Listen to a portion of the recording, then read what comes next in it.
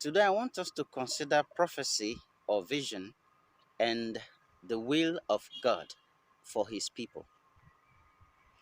We are in most cases tempted to conclude that every prophecy or vision from God is actually a reflection of His will for the people concerned. But that is not true. Prophecy or vision are revelations about things that are about to happen to someone or to a people. It could be a revelation of the plans of the enemy concerning a people. It could actually be also the will of God for his people. It does not actually mean that every prophecy is a revelation of the will of God. Another thing you need to note about prophecy and vision is that sometimes the things that people claim to see or hear from God are reflections of their subconscious mind, things that are already recorded in their subconscious mind, either because of their mindset, because of their experiences, or because of their interest over time. And that is why you see that in most cases, the visions or prophecy of somebody reflects to some extent what the person stands for. Another thing you need to understand about prophecy and vision for you not to be deceived is that prophecies and visions must not be final. Some of them can be changed. In other words, God can show you what is about to happen, and when you pray about it, it turns around for good.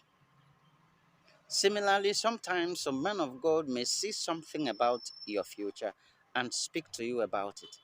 Now, because it has been spoken, powers around may steal such declarations concerning your life and try to manipulate it.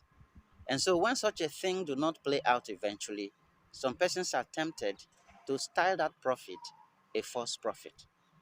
But it is because there were forces that fought that prophetic declaration concerning your life. And so it no longer came to pass. That didn't also mean that the person that spoke about such a thing was a false prophet. So I'm just trying to let you understand this because sometimes we hear people say the election went the way it went because it was the will of God, maybe because someone prophesied it. For instance, I have seen a prophet that actually said, yes, you are expecting that this result will go this way, but it will not go that way because election is going to be for the favor, or that the election is going to be sold and bought. Therefore, the highest bidder is the one that will be declared.